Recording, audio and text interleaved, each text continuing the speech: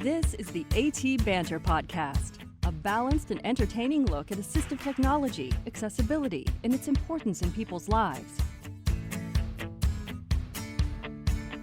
Join Rob Minot, Ryan Fleury, and Steve Barclay as they banter with people around the world about anything and everything regarding assistive technology and the disability community. Now, on with the show. Hey, and welcome to another episode of AT Banter. Banter. Hey, my name is Rob Minot. Joining me today, as usual, Mr. Ryan Fleury. I'm, as usual, Cowbell player extraordinaire. And grumpy bastard. Yeah, you are grumpy today. We'll get into that, though. And also, look who else is here, Mr. Steve Barclay. Hey. I am who else is here. Yeah, it's a beautiful day, and Ryan's grumpy. I don't know why. We don't know why. Did you sleep okay? I thought I slept all right. I just, like I mentioned to you earlier when you first came in, it's like you guys are hurting cats. Like, give me a time, damn it. It's just not true.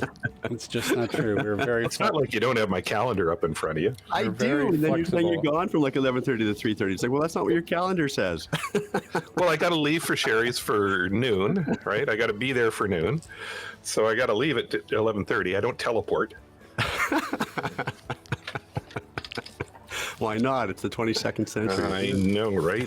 Where's my flying car? You know what? Right. We think we need to. I mean, we should have not like a banter bits episodes, like special episodes, but just when Ryan's grumpy, we should just record like a banter bitch episode. Oh my God, that's beautiful. That's brilliant. I love it. AT banter bitch. Stay tuned. That's awesome. Okay, Ryan, you just have to give us some notice whenever you're in a grumpy mood, which shouldn't be hard because we generally know right away.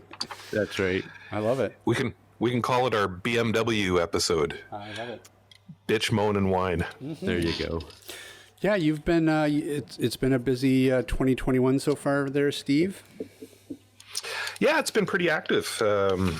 People are coming out of the woodwork and deciding to get stuff done, and orders have been steady. So it's been keeping me busy, which is great because I was telling Ryan yesterday I was getting a repetitive injury in my thumbs from twiddling them too much. So it's not from playing Xbox or PlayStation.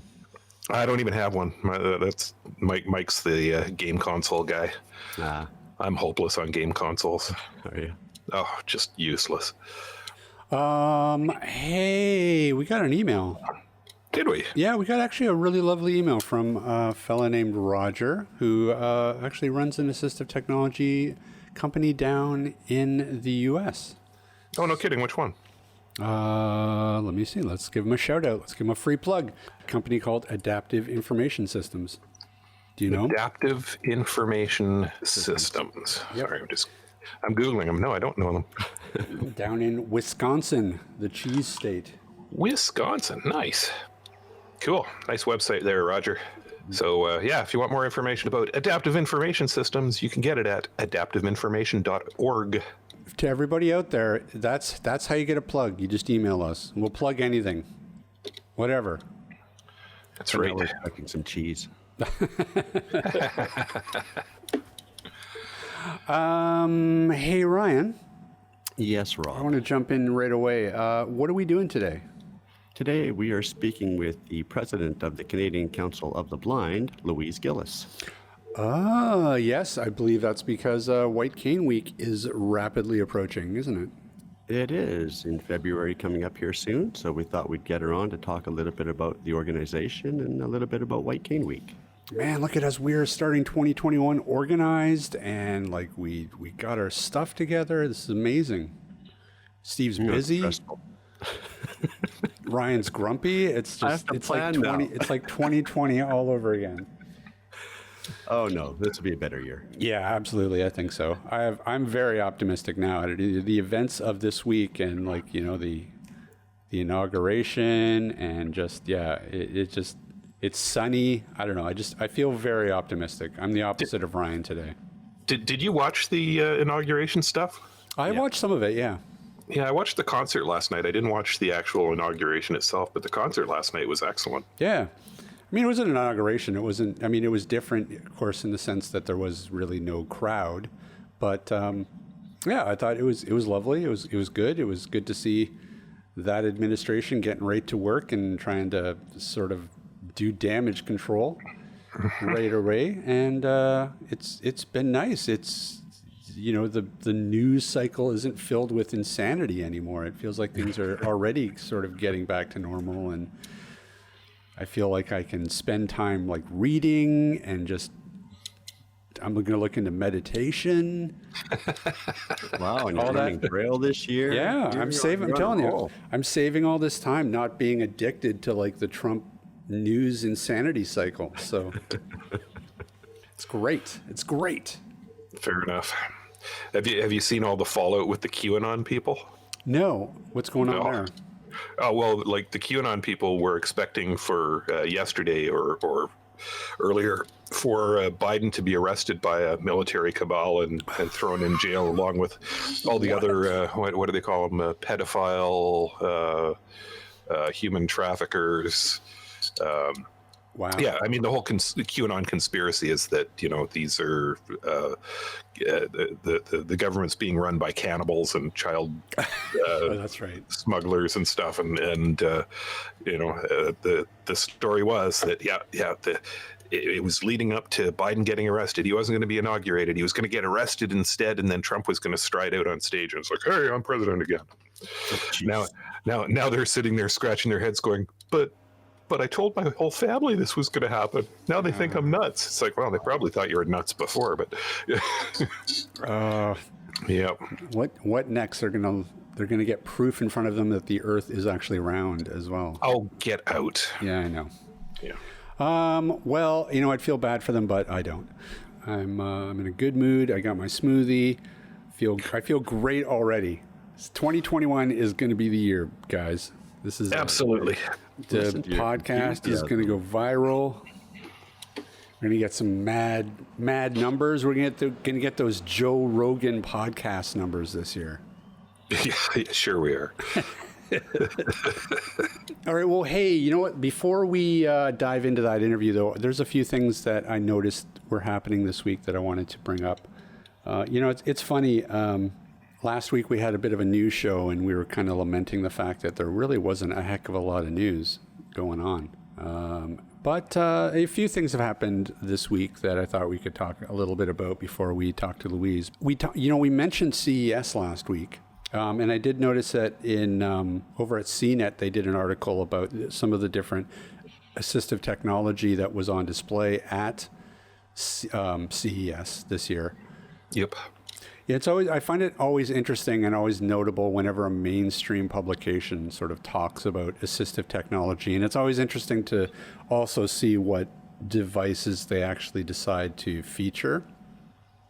So I thought I would run these down with you guys and see what your thoughts are, because some of them I know and some of them I kind of don't. So first it mentions the Mantis Q40 Braille display, and I don't know anything about that, but have you guys heard of this one? Yeah, I've actually got one out on loan right now to a customer. It's got a QWERTY keyboard on it. It's got a full 40-cell Braille display on it. So for somebody who's a typist, you can have your keyboard and Braille all on one surface. But in general, though, it's pretty much just a Braille display. There's anything that makes it unique against all the other Braille displays on the market. And most Braille displays these days are coming with a Braille keyboard on them, but this one's QWERTY. So I see. But was there not another Braille display that did do that for a while? What was it called? Well, there was always like the Braille Note Apex or the HIMS. What was it? The U2 QWERTY. But those were actual note takers, not just Braille displays. Oh, I see. That's right. That's what I'm thinking of. I wasn't thinking Braille displays. Sorry, I was thinking note takers. Yeah. Very cool. I noticed that they also talked about this Aware app, which is a is an app from a place called Sensible Innovations that is an indoor navigation app using iBeacon technology. And I looked up their website, and I'm pretty sure that I think we've either talked about this app or we've had them on. But this app goes all the way back to 2017. Indoor navigation is still that nut that we really haven't cracked yet. We haven't really seen any sort of app or a technology even that has really set the standard in terms of indoor navigation. I don't know if that's true, because there's right now we're seeing a shift away from beacon technology into technologies that are using LiDAR scanning to map out the insides of buildings and provide navigation that way. And I think that's going to take off. It's just going to take some time to get adopted. So I disagree. Okay. Well, I think we do have a technology. Well, that's good. It just, I guess the tricky part about indoor navigation, and in terms of, really like setting that standard, is just that all these different pieces have to come on board. Like you need venues to embrace that technology and use that technology in order for it to really spread. It's such a new type of technology that, we've spent the last few years figuring out, well, is it going to go in the direction of iBeacons, or is it going to, go the direction of LiDAR? I know for a fact, in talking to some of the different manufacturers and companies out there that are working on this stuff, that the LiDAR option is both more of a thorough solution, but also sort of an easier solution, right? Because they take their laptops into the venue and they walk around, and the lasers just kind of do their work, and they're able to create these really detailed maps in pretty short order. Yeah, it doesn't require that you're sticking beacons up anywhere. It doesn't require batteries and beacons being replaced. You're never going to lose a beacon with that technology. It's definitely got some technical advantages over and above beacon technologies. And beacon technology is fraught with other problems too.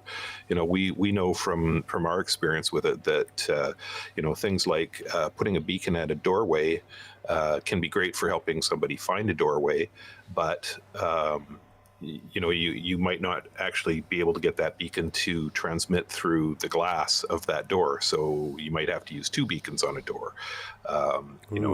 It's also the range on beacons is variable, depending on the environment as well, and you have to kind of tweak the range to get the area of effect for a beacon set to what you want. So it's a problematic technology. I mean, it was a good idea. It was a good start, but I think LiDAR is going to take it over in very short order.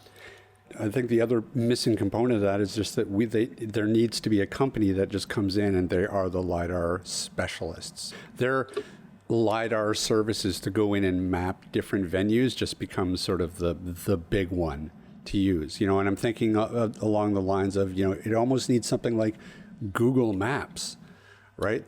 Google became, that's how we have Street View, right? They just went everywhere and mapped everywhere, and we sort of need that to happen, except on an indoor level.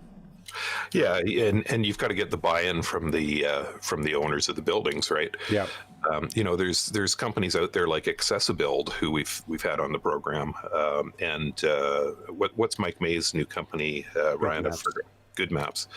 They're both doing they're both using the LiDAR technology.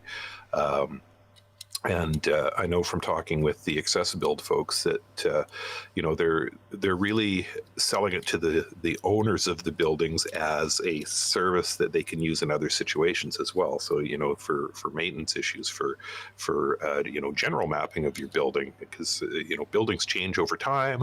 You may have architectural drawings, for example, that show what the building looked like originally, but walls have been changed, and things have happened here and there that change the layout of the building. So you can't necessarily rely on original blueprints for that kind of stuff. So they're delivering to a building owner a 3D look at their building that they can use in other applications as well as in navigation. Right. So they're adding value in that sense. So I think it'll take off. We're also seeing LiDAR being built into mainstream devices now, right? The iPhones, Right. the latest iPhones have LiDAR built in them. Now, they're not LiDAR like they would use in a LiDAR scanner going in to map a building, but over time, all of this overlapping LiDAR data that they're going to get from phones will be assemblable, and Right. You'll be able to take a picture of where people have been with their phones and build out on that. So it's going to be interesting. Yeah, for sure. Well, listen, good. I mean, hopefully they do figure this out soon, because indoor navigation is going to be a really, really powerful mobility solution for people. Hi everyone, this is Steve from Canadian Assistive Technologies, and this is a shameless plug. A few years back, everyone was all excited about the Pen Friend from RNIB, which allowed folks to use small stickers with a chip in them to label products and record descriptions. We are pleased to be Canada's distributor of Way Around products, which do the same thing, but utilize a cell phone as the reader. There are a variety of available tags, from simple stickers to clothing buttons, magnets, clips. There's something to label almost everything. The descriptions you enter can be any length, and they are automatically backed up to your account on the web, so no matter what happens, you'll never lose your descriptions. Check them out on our website at www.canastech.com. Joining us now is Louise Gillis, President of the Canadian Council of the Blind. So, Louise, I wanted to have you on the podcast to talk a little bit about the Canadian Council of the Blind and also about White Cane Week. So, hopefully you came full of knowledge. Well, I think I have enough to get us going on this, at least anyway. Excellent. So, why don't we start off with, who is the Canadian Council of the Blind? Well, the Canadian Council of the Blind was founded about 76 years ago or so, in 1944, by retiring blind veterans and schools of the blind. It's a membership-based organization, and it's a registered charity. It's for people who are blind, deaf, blind, or living with vision loss of one sort or another. And people meet through chapters in their own local communities or through national events through the more modern technology of Zoom and other internet facets. So we're here to work with people who have sight loss of one sort or another in advocacy and awareness campaigns and peer mentoring, sports and recreation that are all adapted for persons with sight loss, and the promotion of health and fitness. Also in the promotion of ensuring that people who don't have sight loss at this point do get the medications to prevent vision loss, and that's with a variety of different governments, federal, provincial, and locally, to get those medications to the people who need them for disease processes such as macular degeneration and diabetic macular edema, plus others along with that. So we have a variety of programs, and I can elaborate more on that a bit later, but we're here to help people with sight loss learn to live a different life than if they lost sight later in life than what they had prior to that. And for those who were born with sight loss, to be able to take part in society and their communities, plus move on in education and take a large role in their own lives to meet the wishes and desires that they have had. So we work with people to realize that if they have a mind to do something, they just need to get out and start working on it and do it. It's interesting because, I lost my sight in 1995, and, the first place people tell you about is the CNIB, Canadian National Institute for the Blind. So, it's interesting hearing that the CCB has been around for over 70 years as well. Why do you think it is that, organizations like yours just may not be as known in the mainstream? Well, I think the use of the word blind is there, and naturally the CNIB is where people who lose their sight or when they're first born or later in life, they're referred by their doctors to go to the CNIB for their vision rehab services and all the things that go with that. And therefore it's called the blind. So any organization with the word blind in it, it's all under one umbrella that way, because people don't realize there's other things. And CCB is peers helping peers to live that new experience or the lived experience, explaining how to do new things. Right. So you guys wouldn't necessarily do like orientation and mobility. You're more basically, like you mentioned, peer mentoring, getting together, learning from each other, and just more of a community-based organization? It is, basically, because we have chapters all across Canada in many different communities, and we have independent members who don't have chapters nearby, so they can still take advantage of the programs and things that we do have across the country. And that helps people. I'm fairly confident one learns better from somebody who has the lived experience than somebody who is sighted telling you how to do it. Communities should be working in relation with each other, not necessarily copying the same programs, but just enhancing the programs that are already there and working with people so that they can live a better life. Right. Now, one of the probably more popular programs that the CCB runs is called the GTT, or Getting Together with Technology program. Can you tell us a little bit about that? Yes, that's a great program that's been running over 5 years now, and it was started just to help people who have new technology, and that's when all the smartphones and things started coming into being, and especially for people who are blind for a long time, did not have the experience of using it or seeing what a cell phone looked like. And with the Apple products coming out and voiceover, everything was built in. Prior to that, people had to purchase different modules to attach to their phones or their computers or whatever to be able to work with that. So this is peers, again, helping peers. And it's a program where, yes, you learn about technology, you have your technology questions, but also during that friendly conversation, people are able to get together across the country so that if I want to know how I should be making my way to in a store and what I need to do, that somebody can help me with that. Or if I have a recipe that I'm trying to cook and don't exactly know maybe what different utensils are and how they're done, people can say, well, I use this particular item and it helps me a great deal without having to worry about half cup, full cup, whatever the measurement is. And just different techniques of using your cane or handling your cane. We never do mobility training as such, that's not part of it, but just questions that people may have about where can I get something fixed.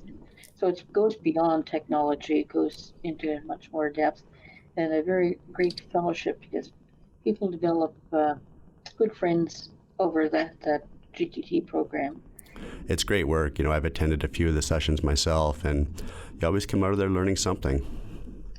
You do, really, and it's good for beginners because they have a particular group set up for beginners who are just really learning how to deal with blindness and technology at the same time, to people who are well advanced and can do many more things than the general population, I would say, do. So it's a great way.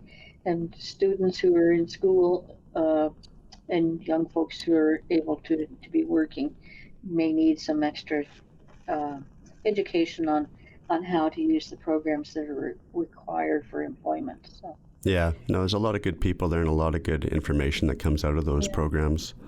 What are some of the other programs that the CCB offers? We have a health and fitness one where we do some exercises online or give tips over internet service now too. But the other big program is curling, where we have our vision impaired curling. The championship is usually during the the first full week of February, but of course for 2021 that's not happening. But it's a group of Canadians from across the country who have become CCB members and learn to curl in their own individual rinks and compete at a level there that quite often, because may not be a lot of people who are blind or low vision, they curl against sighted folks, so that it gives them more insight into the program and what it's about. So it's a kind of a universal program, we call it. Then we have there's groups that have a variety of different blind sports, we'll call them. Different places like Goalball out of Nova Scotia is a blind sports program from that organization, but it's under the umbrella of CCB here. We have Atlantic Sports and Recreation Weekend, which takes place in the long weekend in May, and that's a variety of different sports held over one weekend.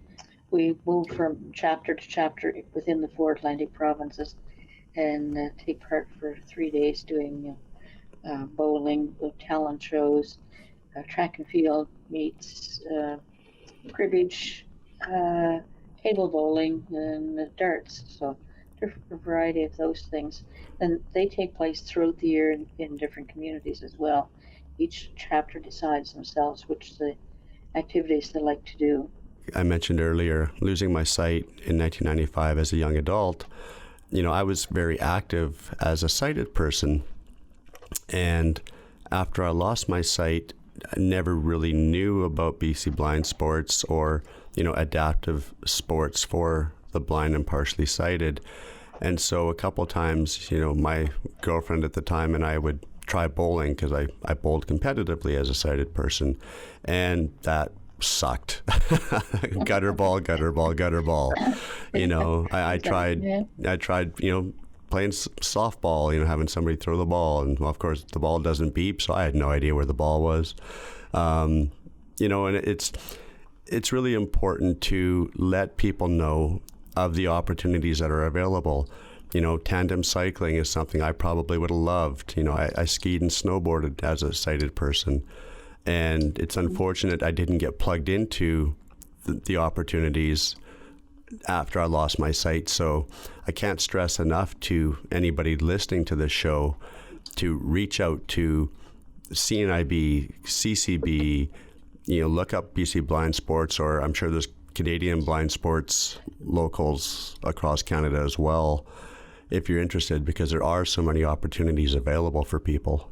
So what I'm hearing here, Ryan, is that post-COVID, we're getting a tandem bike, are we? I'm game. Absolutely, let's do it.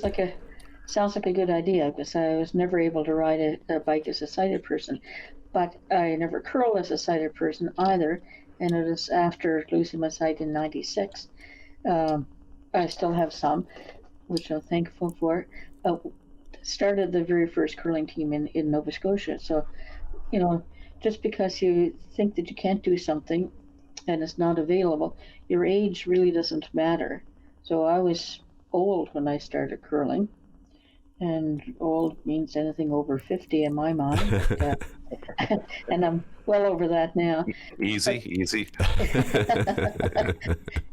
So it's the fact that you know, all these sports that are out there, the majority of them, can be done and can be learned as an older person too. So right. Ryan, there's hope for you too to get out on your tandem bike and do those things. I don't know. I've been a real lazy couch potato since the last probably 20 years. So it's going to be hard to get me off the couch.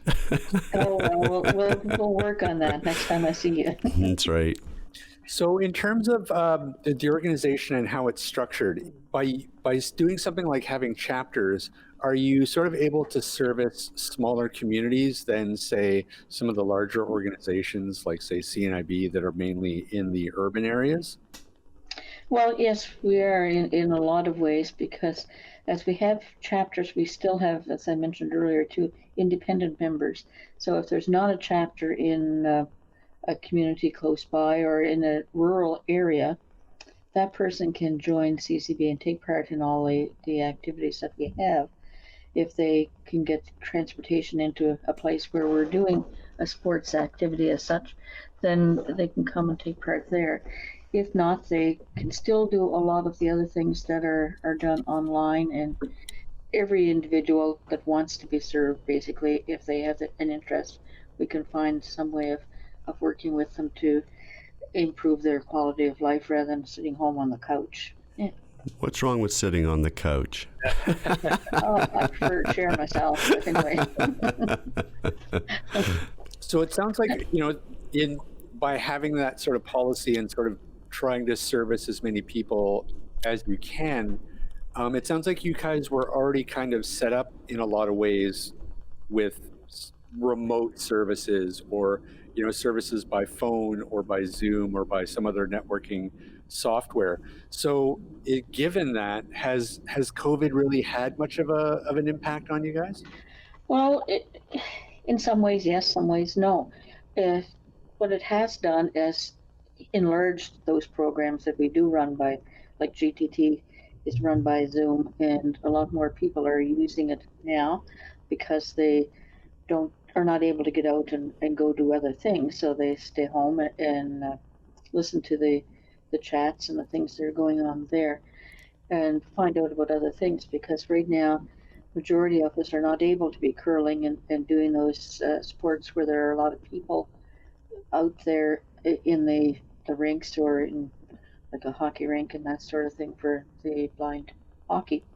So these GTT and Zoom calls have made a difference for people like that, and made connections with people across Canada, whereas before with chapters, people quite often were just isolated in that one chapter and didn't know somebody, like if you lived in Nova Scotia, didn't know anybody from British Columbia.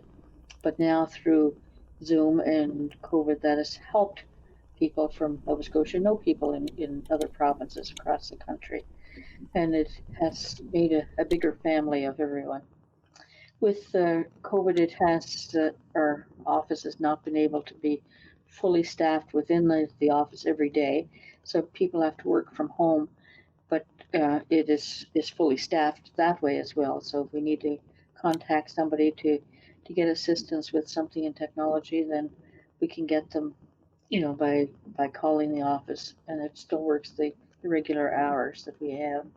As far as other issues with COVID, we have did a survey way back in April that has taken a lot of interest by many organizations and communities across not only Canada but internationally too, on the results of that and the effect of COVID on persons living with blindness, and the fears and the anxieties that are there for all of us. And each one of us has something different in the fact of the fear of going into a grocery store to do shopping. Are we going to be able to know when we're 6 feet away from somebody, excuse me, or 2 meters? That's a very tricky issue to have.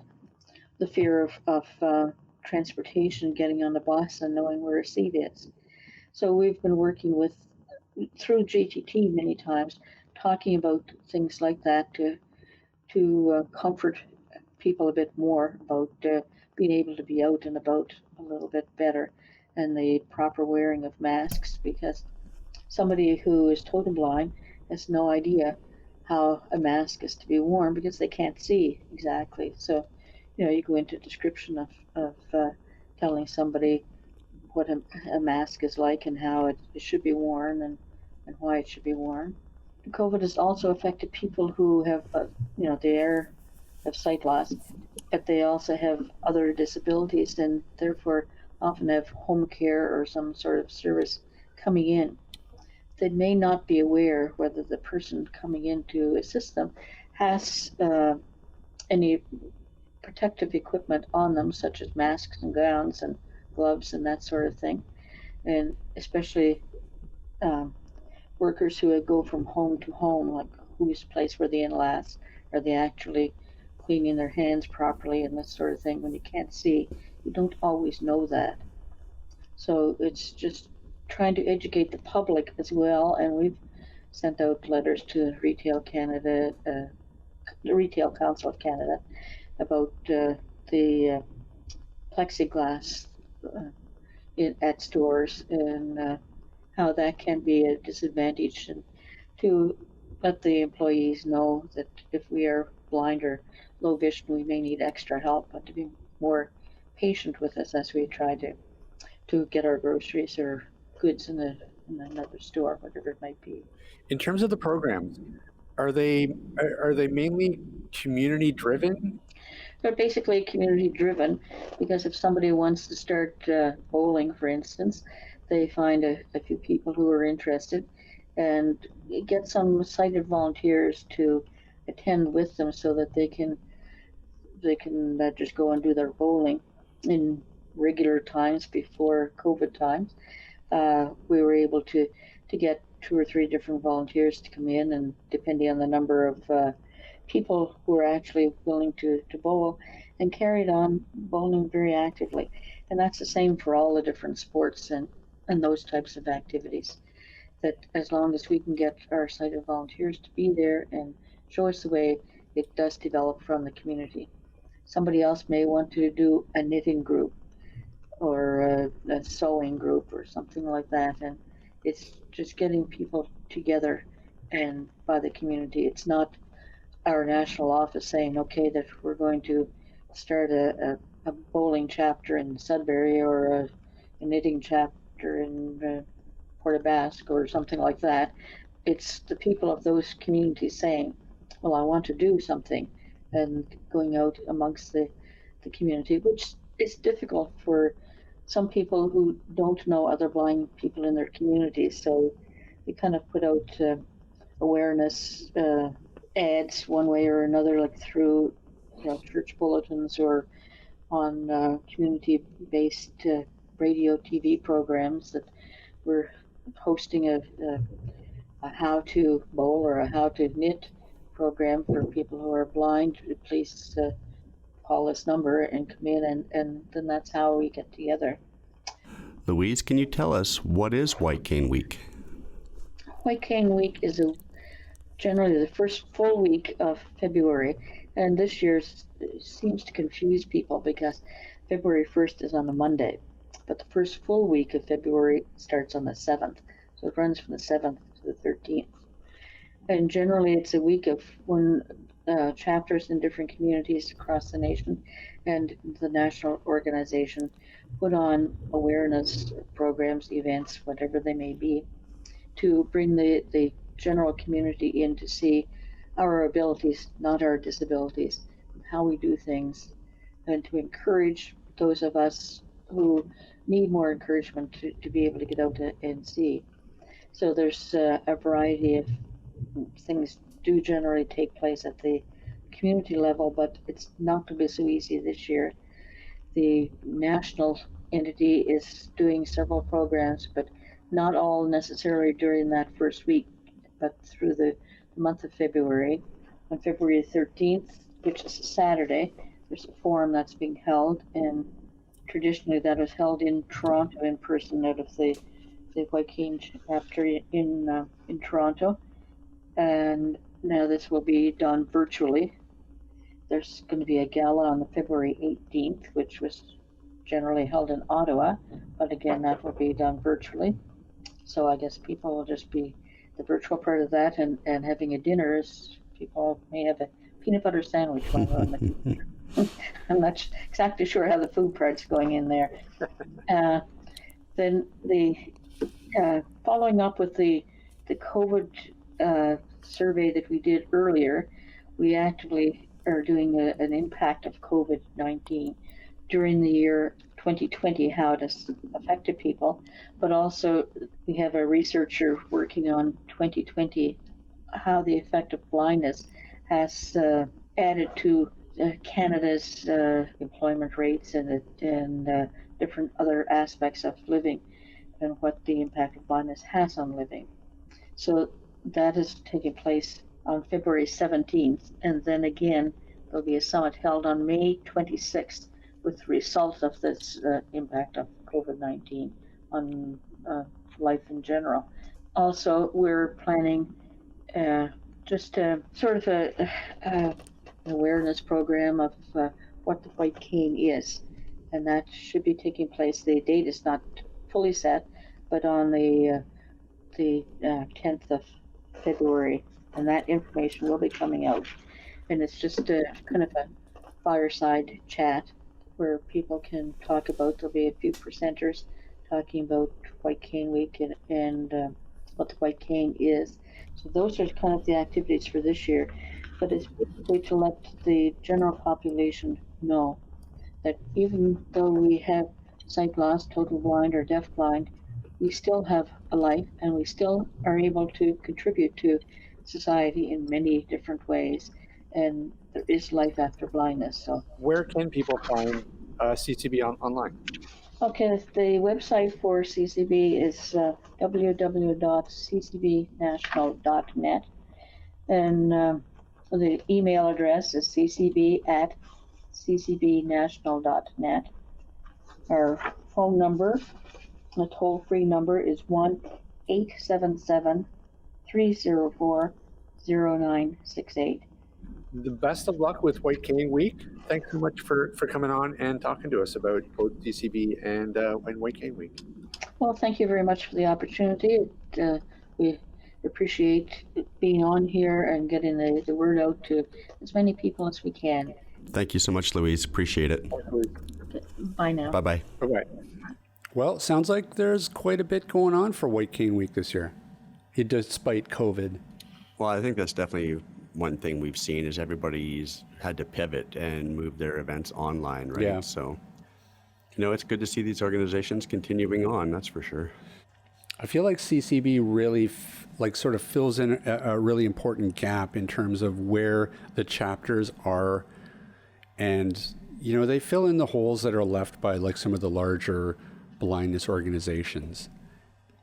Yeah, there's a lot of mentorship that goes on, and you can get plugged into a chapter near you and find out what's going on in your area. Tell them what your interests are, and they've got the Getting Together with Technology program as well. So if you're a novice to technology, you can reach out and join one of their chats, and there's a lot of good people there with a lot of good information. Yeah. Absolutely. Hey, Ryan. Yes, Rob. Where can people find us? They can find us online at atbanter.com. They can also drop us an email if they so desire. cowbell@atbanter.com. Hey, and you know what else? We are on Facebook, Twitter, and Instagram. So reach out, join our social media. That's right. Email and cheer Ryan up. Yep, absolutely. Tell him to stop being a grumpy bastard. Oh, it doesn't happen all that often. I don't know, 5 out of 7 days, that seems like. 5 out of 7, my goodness. Well, I don't talk to you on the weekends. It could be 7 out of 7. I love it. Yeah. It's true. I would check your mattress. Maybe there's like a pea underneath your mattress. You're like the fairy tale. Maybe. Well, then I guess that is about enough damage for 1 week. Alrighty. Thanks everybody for listening. Big thanks to Louise Gillis and CCB. And we will see everybody next week. Bye. This podcast has been brought to you by Canadian Assistive Technology, providing low vision and blindness solutions across Canada. Find us online at www.canastech.com. That's CANASSTECH.com. Or call us toll free at 1-844-795-8324. For all your assistive technology servicing needs, call Chaos Technical Services at 778-847-6840 or find them online at chaostechnicalservices.com. Master of the one take.